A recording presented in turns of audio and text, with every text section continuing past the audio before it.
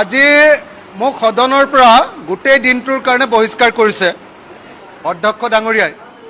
কাৰণ অসমৰ মুখ্যমন্ত্ৰীয়ে কৈ আছিলে যে অসম এনেকুৱা ভাল ৰাজ্য হৈ গৈছে যে আমি অৰুণোদয় দি দিয়াৰ কাৰণে অসমৰ মানে poverty rate multi dimensional poverty rate আগৰ যিটো 36% আছিলে সেইটো 14%লৈ কমি গৈছে। মই তেতিয়া ক'লোঁ যে নীতি আয়োগে দেখুৱাইছে যে আজিৰ দিনটোত মাল্টি ডাইমেনশ্যনেল প্ৰভাৰ্টি ইণ্ডেক্সত অসম ভাৰতবৰ্ষৰ ভিতৰত আটাইতকৈ দুখীয়া 6 নম্বৰ ৰাজ্য হয়। 14% হয়। বিহাৰৰ আগতে 56% আছিলে, এইটো 25% হ'ল। কিন্তু আগতে যেনেকৈ অসম 6 নম্বৰত আছিলে, 5 নম্বৰত আছিলে, 3 নম্বৰত আছিলে, এনেকৈ দুখীয়া ৰাজ্য 7 নম্বৰত আছিলে, 9 নম্বৰত আছিলে, এতিয়াও অসম 6 নম্বৰতে আটাইতকৈ দুখীয়া ৰাজ্য। মাল্টি ডাইমেনশ্যনেল ইণ্ডেক্সৰ ক্ষেত্ৰত গোটেই ভাৰতবৰ্ষৰ ভিতৰত দৰিদ্ৰতাৰ ক্ষেত্ৰত অসম ভাৰতৰ 6 নম্বৰ আটাইতকৈ দুখীয়া ৰাজ্য। এই কথা কোৱাৰ কাৰণে অসমৰ মুখ্যমন্ত্ৰীয়ে ক'লে যে এখেতে যেতিয়ালৈকে ধেমালি কৰি কথা কৈ থাকে তেতিয়ালৈকে ক'বলৈ দিব লাগে, নহ'লে এখেতক বাহিৰ কৰি দিব লাগে। তেতিয়া অধ্যক্ষ ডাঙৰীয়াই মোক দিনটোৰ কাৰণে আজি বহিষ্কাৰ কৰিছে আৰু মই লগে লগে এনেকৈ মুখত ক'লা কাপোৰ বান্ধি বিধানসভাৰ মজিয়াত প্ৰতিবাদ সাব্যস্ত কৰি বিধানসভাৰ পৰা ওলাই আহিছোঁ। আজি মোক সদনৰ পৰা গোটেই দিনটোৰ কাৰণে বহিষ্কাৰ কৰিছে অধ্যক্ষ ডাঙৰীয়াই। কাৰণ অসমৰ মুখ্যমন্ত্ৰীয়ে কৈ আছিলে যে অসম এনেকুৱা ভাল ৰাজ্য হৈ গৈছে যে আমি অৰুণোদয় দি দিয়াৰ কাৰণে অসমৰ মানে poverty rate multi dimensional poverty rate আগৰ যিটো 36% আছিলে সেইটো 14%লৈ কমি গৈছে। মই তেতিয়া ক'লোঁ যে নীতি আয়োগে দেখুৱাইছে যে আজিৰ দিনটোত মাল্টি ডাইমেনশ্যনেল প্ৰভাৰ্টি ইণ্ডেক্সত অসম ভাৰতবৰ্ষৰ ভিতৰত আটাইতকৈ দুখীয়া 6 নম্বৰ ৰাজ্য হয়। 14% হয়। বিহাৰৰ আগতে 56% আছিলে, এইটো 25% হ'ল। কিন্তু আগতে যেনেকৈ অসম 6 নম্বৰত আছিলে, 5 নম্বৰত আছিলে, 3 নম্বৰত আছিলে, এনেকৈ দুখীয়া ৰাজ্য 7 নম্বৰত আছিলে, 9 নম্বৰত আছিলে, এতিয়াও অসম 6 নম্বৰতে আটাইতকৈ দুখীয়া ৰাজ্য। মাল্টি ডাইমেনশ্যনেল ইণ্ডেক্সৰ ক্ষেত্ৰত গোটেই ভাৰতবৰ্ষৰ ভিতৰত দৰিদ্ৰতাৰ ক্ষেত্ৰত অসম ভাৰতৰ 6 নম্বৰ আটাইতকৈ দুখীয়া ৰাজ্য। এই কথা কোৱাৰ কাৰণে অসমৰ মুখ্যমন্ত্ৰীয়ে ক'লে যে এখেতে যেতিয়ালৈকে ধেমালি কৰি কথা কৈ থাকে তেতিয়ালৈকে ক'বলৈ দিব লাগে, নহ'লে এখেতক বাহিৰ কৰি দিব লাগে। তেতিয়া অধ্যক্ষ ডাঙৰীয়াই মোক দিনটোৰ কাৰণে আজি বহিষ্কাৰ কৰিছে আৰু মই লগে লগে এনেকৈ মুখত ক'লা কাপোৰ বান্ধি বিধানসভাৰ মজিয়াত প্ৰতিবাদ সাব্যস্ত কৰি বিধানসভাৰ পৰা ওলাই আহিছোঁ। বিহাৰ, মেঘালয়, ঝাৰখণ্ড, উত্তৰ প্ৰদেশ, মধ্যপ্ৰদেশৰ পাছতে অসম আটাইতকৈ দুখীয়া ৰাজ্য। অধ্যক্ষ মহোদয়, গোটেই ভাৰতবৰ্ষৰ ভিতৰত 6 নম্বৰ দুখীয়া ৰাজ্য অসম। অধ্যক্ষ মহোদয়, দুখীয়া ৰাজ্য নীতি আয়োগৰ মতে অধ্যক্ষ 6 মহোদয়, নম্বৰ দুখীয়া ৰাজ্য। অধ্যক্ষ মহোদয়, মই আগতে কৈছোঁ যে ধেমালি কৰি থকালৈকে ঠিক আছে, চিৰিয়াছ কথাৰ পিছত অধ্যক্ষ মহোদয়, আজি মহাৰাষ্ট্ৰৰ লগত মই প্ৰতিযোগিতা কৰিব পাৰোঁ নেকি? আজি মই অধ্যক্ষ মহোদয়, আজি মই পশ্চিমবংগৰ লগত প্ৰতিযোগিতা কৰিব পাৰোঁ নেকি? মই কমাই 1লৈকে আনিব পাৰোঁ।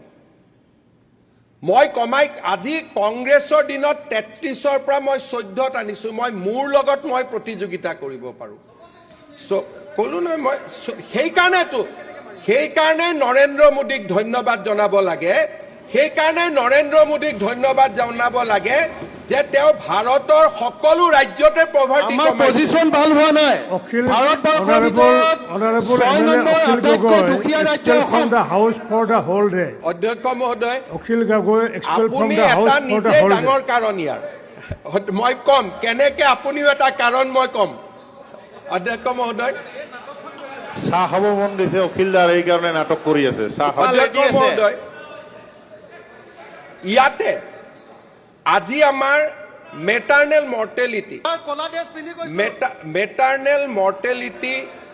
480ৰ পৰা 480ৰ পৰা আজি আমি 84লৈ আজি আমি 84লৈ নামি আহিব পাৰিছো অধ্যক্ষ বিহাৰ মহোদয় মেঘালয় ঝাৰখণ্ড উত্তৰ প্ৰদেশ অধ্যক্ষ মধ্যপ্ৰদেশৰ মহোদয় পাছতে অসম আটাইতকৈ দুখীয়া ৰাজ্য অধ্যক্ষ মহোদয় গোটেই ভাৰতবৰ্ষৰ ভিতৰত 6 নম্বৰ দুখীয়া ৰাজ্য অসম অধ্যক্ষ 6 মহোদয় নম্বৰ দুখীয়া ৰাজ্য নীতি চাওক, আয়োগৰ মতে অধ্যক্ষ 6 মহোদয় নম্বৰ দুখীয়া ৰাজ্য অধ্যক্ষ মহোদয় মই আগতে কৈছো যে ধেমালি কৰি থাকালৈকে ঠিক আছে সিৰিয়াছ কথাৰ পিছত অধ্যক্ষ মহোদয় আজি মহাৰাষ্ট্ৰৰ লগত মই প্ৰতিযোগিতা কৰিব পাৰো নেকি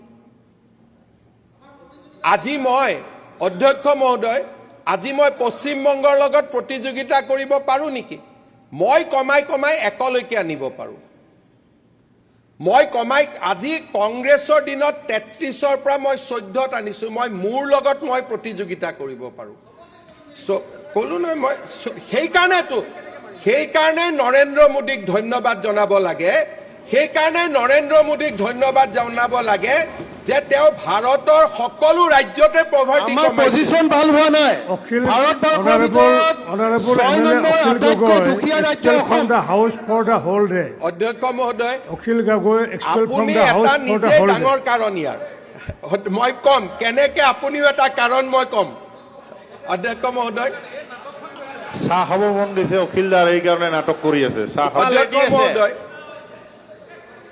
ইয়াতে আজি আমাৰ মেটাৰ্নেল মৰ্টেলিটি কলা ড্ৰেছ পিন্ধি গৈছে মেটাৰ্নেল মৰ্টেলিটি 480ৰ পৰা 480ৰ পৰা আজি আমি 84লৈ নামি আহিব পাৰিছো আৰু স্বাভাৱিকতে ছাৰ মাজততো মাতিব নোৱাৰি নহয় জানো নোৱাৰি মাজত মাতিব পাৰি নে নোৱাৰি ছাৰ নোৱাৰি নোৱাৰি নোৱাৰি নোৱাৰি মানসিকতাৰ ছাৰ ওপৰত 10% নিৰ্ভৰ কি কি কৰে হোৱা নাই সেইটো কওক না অধ্যক্ষ মহোদয় এক মিনিট অধ্যক্ষ মহোদয় মাননীয় মুখ্যমন্ত্ৰী এজন মানুহৰ অধ্যক্ষ মহোদয় তেখেতে কয়ে তেওঁ ৰাতি ফেচবুকতে দি দিছে যে এনেকে কৈ থাকিম বুলি গতিকে এইটো তেওঁৰ এটা পাৰ্ট অফ হেবিট অধ্যক্ষ মহোদয় কিছুমান মানুহৰ হেবিট আপুনি চিধা কৰিব নোৱাৰে তেওঁ ফেচবুকতে লিখি আছে যে মুখ্যমন্ত্ৰীয়ে 1.5 ঘণ্টা কথা ক'ব মই কিমান কম মই 102 জন মানুহৰ নেতা গতিকে মইতো টাইম পামেই এইটো গণতন্ত্ৰ গতিকে অধ্যক্ষ মহোদয় কাৰোবাৰ লগত নিজক তুলনা কৰাৰ পৰিৱৰ্তে নিজক তুলনা কৰাৰ আগতে মানুহে যোগ্যতা আহৰণ কৰি ল'ব লাগিব সেইখিনিৰ কাৰণে মইতো কোনো বেয়া নাপাওঁ সেইকাৰণে অধ্যক্ষ মহোদয় মাজে মাজে খোৰাক দি থাকিব নহ'লে ডাল হৈ যাব গতিকে মাজে মাজে খোৰাক লৈ থাকিব তাত মোৰ কোনো আপত্তি নাই খোৰাক চলি থাকিব খালি অধ্যক্ষ মহোদয় লাইনৰ বাহিৰত গ'লে আসন আপুনি আজি ছাৰ মোৰ এটা বিশ্বাস আছে যে অসমৰ সকলো পথাৰতে পানী যোগানৰ ব্যৱস্থা এই চৰকাৰে কৰিব পাৰিব অধ্যক্ষ মহোদয় অসমৰ সকলো পথাৰতে পানী যোগানৰ ব্যৱস্থাটোৰ কাৰণে আপুনি মই 1.5 ঘণ্টা কম বুলি আপত্তি কৰিছিল এনেকে অধ্যক্ষ মহোদয় মই আপোনাক অধ্যক্ষ মহোদয় আপুনি যদি মোক এনেকে থাকে মই 3 ঘণ্টা কম গতিকে আপুনি শুনি থাকিব লাগিব গতিকে আপুনি কিয় এন্টাৰটেইনমেন্ট সামগ্ৰী এটা হ'ব খোজে আপুনি আমোদৰ কিয় বিষয় এটা হ'ব খোজে আৰু দুইজনক লগে লাগিলেতো পিন্টু মিন্টু যেন লাগে যেতিয়া একেলগে গতিকে সিদিনাখনে ভুটুং কৰি কলা কাপোৰ এটা পিন্ধি আহিলে কথা নাই বাৰ্তা নাই গুচি গ'ল মই বুজিয়ে নাপালো কিয় সোমালে অধ্যক্ষ মহোদয় মই অলপ এটাই কথা ক'ম যে বাজেটৰ বক্তব্য চিৰিয়াছ বক্তব্য আমি ধেমালি ধুমলা কৰি থাকিব পাৰিম কথাখিনি মই ক'লে পিছত সকলোৰে সহায় হ'ব আৰু স্বাভাৱিকতে অধ্যক্ষ মহোদয় যোৱা 2 মাহ চৰকাৰী আঁচনিবিলাক বাজেট নাছিল কাৰণে বন্ধ হৈ আছে বিৰোধী পক্ষই আমাক ক'ব লাগিছিল যে আপোনালোকে অৰুণোদয় পাই ভোটত জিকি আহিলে অৰুণোদয় কেতিয়াৰ পৰা দিব বিৰোধী পক্ষই আমাক ক'ব লাগিছিল যে চেনি দাইল কেতিয়া দিব আপোনালোকে বিৰোধী পক্ষই ক'ব লাগিছিল যে নিযুত মইনা নিযুত বাবু আপোনালোকে কেতিয়া দিব আমি বিৰোধী পক্ষক ক'বলৈ সুযোগ দিয়া নাই অধ্যক্ষ মহোদয় আমি কৈছো যে আমি আগষ্ট মাহৰ পৰা সকলো আঁচনি আৰম্ভ কৰিম অধ্যক্ষ মহোদয় দিস ইজ কল একাউণ্টেবিলিটি যে মানুহে আমাক প্ৰশ্ন কৰাৰ আগতে আমি মানুহক কৈছো যে আপোনালোকৰ আমি দিয়া প্ৰতিশ্ৰুতি আমাৰ মনত আছে লংকালৈ গ'লে ৰাৱণ হয় কিন্তু আমি কৈছোঁ নহয়, লংকালৈ গৈও আমি ৰাম হৈ উভতি আহিম। লংকালৈ ৰামো গৈছিল, কিন্তু ৰাম অযোধ্যালৈ ৰাম হৈয়ে উভতি আহিছিল। আৰু আমিও প্ৰচেষ্টা কৰিছোঁ যে চৰকাৰত মাজত থাকি শাসনত আহি প্ৰতিশ্ৰুতি পাহৰি নহয়, আমি এই পবিত্ৰ সদনৰ আগত আমি দিয়া প্ৰতিশ্ৰুতিবোৰ মনত পেলাব খুজিছোঁ। এখন বিজেপি চৰকাৰ, এইখন লুণ্ঠনকাৰী চৰকাৰ, হাজাৰ হাজাৰ কোটি টকা কেলেংকাৰী হৈছে। অতুল বৰীয়া ডাঙৰীয়াই কোটি কোটি টকা হলাক কৰিলে, গতিকে এখেতক গ্ৰেপ্তাৰ কৰিব লাগে। বাহিৰে ৰং চং ভিতৰে কুৰা ভাতৰিৰ নিচিনা কথা হৈছে। পিজি চন্দ্ৰশেখৰ ডাঙৰীয়াক ডাঙৰ টুপি এটা জাপি এটা মূৰত ল'বলৈ আহিছে। মুখ্যমন্ত্ৰী ডাঙৰীয়াই ডাঙৰ ডাঙৰ কথা কয় যে মই বাঘৰ দৰে জঁপিয়াই পৰা মানুহ, কোনো ধৰণৰ দুৰ্নীতি হ'বলৈ নিদিওঁ। কিন্তু কৃষি বিভাগত আমি সংবাদদাতাসকলৰ যোগেদিও দেখিছোঁ যে কিমান হাজাৰ হাজাৰ কোটি টকা কেলেংকাৰী হৈছে। এই কৃষি বিভাগে সম্পূৰ্ণৰূপে APC অৰুণা ৰাজুৰিয়া ইয়াত জড়িত হৈ আছে। তেওঁৰ লগত যোগান ধৰি আছে জীৱন কুমাৰ বিশ্বাস বুলি এজন, আৰু লগত এতিয়া বৰ্তমান তেখেতে প্ৰাক্তন বুলি ক'বলৈ হিৰণ তালুকদাৰ। আৰু আমি দেখিবলৈ পালোঁ যে বিপুল দাস নামৰ এজনক কিন্তু ট্ৰান্সফাৰ কৰিলে। কিন্তু বিপুল দাসৰ লগত এই APC অৰুণা ৰাজুৰিয়া সম্পূৰ্ণৰূপে জগৰীয়া আছিলে জীৱন কুমাৰ বিশ্বাস। চাওক, জীৱন কুমাৰ বিশ্বাস এজন ল' গ্ৰেডৰ কৰ্মচাৰী, কিন্তু ইমান হাই ৰেংকত কেনেকৈ তেখেতে চাকৰি কৰি আছে? গতিকে ইয়াত প্ৰশ্ন আছে। আজি আপুনি নানো ইউৰিয়া নামতে কওক বা আজি চিটছৰ ওপৰতে কওক, সকলোতে ডাঙৰ ডাঙৰ স্কেমৰ চিণ্ডিকেট চলি আছে। অতুল বৰীয়া ডাঙৰীয়াই কোটি কোটি টকা হলাক কৰিলে, গতিকে এখেতক গ্ৰেপ্তাৰ কৰিব লাগে। আমি তেখেতক গ্ৰেপ্তাৰ কৰাৰ দাবী এইটো কাৰণেই কৈছোঁ যে তেখেতে মিনিষ্ট্ৰী থকা অৱস্থাত সেই তেতিয়াই এইবিলাক ইমান লাখ লাখ কোটি টকা হলাত কৰিলে, গতিকে তেওঁ ক'ত শুই আছিলে? গতিকে আমি পীযুষ হাজৰিকা ডাঙৰীয়াক এটা কথা ক'ব বিচাৰিছোঁ যে পীযুষ হাজৰিকা ডাঙৰীয়া, আমাৰ ওচৰত সম্পূৰ্ণ ইভিডেন্স তথ্য কৃষি বিভাগৰ সকলোখিনি আছে। আপুনি অকণমান আমাক সময় দিয়ক, বেছি নালাগে, আপোনাৰ ব্যক্তিগত আমাক 10 মিনিট সময় দিয়ক। তন্নকে এটা এটাকৈ আপোনাক গোটেইখিনি আমি বুজাই দিম। কাৰণ আপুনি জাষ্ট বিপুল দাস নামৰ এজন ব্যক্তিক ট্ৰান্সফাৰ কৰিছে, তাতে আপুনি শান্ত হৈ গ'ল। কিন্তু গোটেই বিয়াগুম কেলেংকাৰীটো কৰি আছে যে বাহিৰে ৰং চং ভিতৰে কুৰা ভাতৰিৰ নিচিনা কথা হৈছে যে APC অৰুণা ৰাজুৰিয়া তেখেতে দেখিবলৈ বেলেগ, কিন্তু ভিতৰটো বেলেগ। আজি এতিয়া চাওক, জীৱন কুমাৰ বিশ্বাস তেওঁ থাকে ৰেলৱে এটা কোৱাৰ্টাৰত, আমি জানিবলৈ পাইছোঁ। কিন্তু বিভিন্ন মানুহৰ নামত চিটি বাছ, আপোনাৰ ফ্লেট, প্ৰপাৰ্টি, আপোনাৰ একদম ভয়ংকৰ মানে কোটি কোটি টকা প্ৰপাৰ্টি আছে। গতিকে এইখিনি কেতিয়া তদন্ত হ'ব? গতিকে আমি এটা কথা ক'ব বিচাৰিছোঁ যে পীযুষ হাজৰিকা ডাঙৰীয়াক ডাঙৰ টুপি এটা জাপি এটা মূৰত ল'বলৈ আহিছে। কাৰণ যদি এই অৰুণা ৰাজুৰিয়া আৰু এই জীৱন কুমাৰ বিশ্বাস, এই জীৱন কুমাৰ বিশ্বাসৰ বোলে ট্ৰেন্সফাৰ ওলায় এমাহ নহয় বোলে আকৌ ইয়ালৈ লৈ আহে। এইটো এটা ডাঙৰ কাহিনী মানে ইয়াত। গতিকে এই যদি একদম কৃষি বিভাগটো সম্পূৰ্ণৰূপে যদি আপোনাৰ মুক্ত কৰিবলগীয়া হয়, তেতিয়াহ'লে কিন্তু পীযুষ হাজৰিকা ডাঙৰীয়া আমাৰ লগত যোগাযোগ কৰিব লাগিব বা আমাৰ লগত বৈঠক কৰিব লাগিব। আমি সকলো বিদেশ তেখেতক দিম। এই শিখা শৰ্মা বোলা মানুহগৰাকী পাগল হৈছে, গতিকে ৰাইজে তেখেতক আচলতে কমেণ্ট মাৰিছে, লাইক কৰিছে, সেইকাৰণে তেখেতে আৰু অভাৰ উস্তাদি মাৰি মানে ভিডিঅ' দিবলৈ গৈ আছে বা যি টি কথা কৈ আছে, মন্তব্য দি আছে। গতিকে বিতৰ্কিত মন্তব্য মানুহে কেতিয়া দিয়ে? যেতিয়া মানুহক কোনো পাত্তা নিদিয়া হয়, যেতিয়া মানুহক কোনো গুৰুত্ব নিদিয়া হয়, তেতিয়া মানুহে কি কৰে? বিতৰ্কিত মন্তব্য দিয়ে। আৰু সেই বিতৰ্কিত মন্তব্যটো মানে 10 চাই 10জনে শ্বেয়াৰ কৰে যে এনেকৈ কৈছে শুনা, এনেকৈ কৈছে শুনা। গতিকে কোনেও যাক গুৰুত্ব নিদিয়ে তেওঁক তেওঁৰ সেই ফলোৱাৰ্ছসকলে আনলৈ শ্বেয়াৰ কৰি দি পেলাই গুৰুত্ব দিয়া আছে। গতিকে সকলোৱে যদি সেই চেনেলটোৱেই ৰিপৰ্ট মাৰি গুচি যায়, তেতিয়া হয়তো তেনেকুৱা কথা বতৰা ফেচবুকৰ মজিয়াত আহি নপৰে। কাৰণ এইবোৰ কথা বতৰা, বিতৰ্কিত মন্তব্যবোৰে আচলতে মানুহৰ মাজত হিংসাৰ সৃষ্টি কৰে। আৰু এই হিংসাৰ সৃষ্টিটোৱে কি কৰে? কেতিয়াবা কাৰোবাৰ প্ৰাণো গুচি যায়, কেতিয়াবা কোনোবা ক'ৰবাত অসুস্থ হয়, কেতিয়াবা কোনোবা ক'ৰবাত আচলতে আঘাতপ্ৰাপ্ত হ'ব লগা হয়। গতিকে এই বিতৰ্কিত মানুহবোৰৰ পৰা যাতে আমাৰ মানুহবিলাক বাচি থাকে, যিবিলাক আচলতে বিতৰ্কত সোমাব নোখোজে, যিবিলাক মানুহ আচলতে নিকা মনৰ, যিবিলাক মানুহ সঁচা মনৰ, এই মানুহবোৰে বিতৰ্কিত মানুহবোৰৰ পৰা আঁতৰি থাকিব লাগে। কাৰণ আজিলৈকে বহুত ভিডিঅ' বনাইছোঁ, দিছোঁ, কিন্তু কেতিয়াও বিতৰ্কিত পোষ্ট নিজৰ পপুলাৰিটিৰ কাৰণে, কিবাৰ কাৰণে ভিডিঅ' নবনাওঁ। যিটো মনত আঘাত লাগে সেইটোৱে কৰোঁ। কিয়নো যদি মই মানে বিতৰ্কৰ কাৰণে বা পপুলাৰিটিৰ কাৰণে বা টকাৰ কাৰণে মই ভিডিঅ' বনালোহেঁতেন, তেতিয়া মই টাইম টেবুল, এইবিলাক ফেচবুকৰ বহুত ৰুল ৰেগুলেশ্যন আছে, দিনটোত 3বাৰ 4বাৰ দিব লাগে। কেতিয়াবাতো মই নিদিওঁৱে, সপ্তাহো পাৰ হৈ গুচি যায়, কেতিয়াবা এটা দিওঁ, সময় পালে দিওঁ। আৰু যিবিলাক মানে মাইণ্ডে নলয় সেই বস্তুটোহে মই আউট কৰি দিওঁ। মাইণ্ডত থকাবিলাক থাকি যায়, সেইবোৰ ৰখাই থৈ দিওঁ, যিবোৰ হজম কৰিব পাৰে। যিটো হজম কৰিব নোৱাৰি সেইটোহে মই ৰাইজৰ আগত প্ৰকাশ কৰি দিওঁ যে বহুতৰ মাইণ্ডত এই বস্তুটোৱে মানে বিবেচনা কৰি চাওক, বিবেচনা কৰি কমেণ্ট মাৰি আজি জনাব যে ইয়াৰ ওপৰত বিবেচনা কি বা কেনেকুৱা ধৰণৰ কথাখিনি। গতিকে এই একাংশ মানুহে অকল কোনোবা দেখিম মানে ভিউৱাৰ্ছ পাবৰ কাৰণে বা ফলোৱাৰ্ছ পাবৰ কাৰণে বুকু উদঙাই দেহা উদঙাই নাৰী শক্তি ইমান যদি লজ্জা নথকা হৈ গৈছে আচলতে নাৰী, তেতিয়া উলংগ হৈ ৰাজপথত ঘূৰক। কাৰণ নাৰীক কাৰোবাত কোনোবাই গৈ অকণমান হাত দিলে বা কিবা এটা আপোনাৰ যদি নাৰী এগৰাকী ক'ৰবাত গৈ আছে বা কেমেৰাটো অন কৰিলেতো অপৰাধ হৈ যায়, ধৰ্ষণ হৈ যায়, ৰেপ হৈ যায়। কিন্তু নিজেই বুকু উদঙাই ফটো মাৰি পেলাই ফেচবুকত দি গোটেই ৰাজহুৱা কৰি দিলে সেইটো কি ধৰ্ষণ নহয়? সেইটো কি হ'ল? সেইটো কি কৰা হৈছে? ৰাইজক যে মানে কোনোবা মাক পুতেক একেলগে বহি পেলাই মোবাইলটো চাওঁতে আপোনাৰ সেই ছবিখনে বা আপোনাৰ সেই উদং দেহাটোৱে কি বুজাব খোজে? গতিকে এই উদং দেহা দেখুৱাই পাব্লিচিটি বিচৰা আৰু এই শিখা শৰ্মাৰ নিচিনা কথা বতৰা কৰি পাব্লিচিটি বিচৰাৰ মাজত কোনো পাৰ্থক্য আচলতে নাই।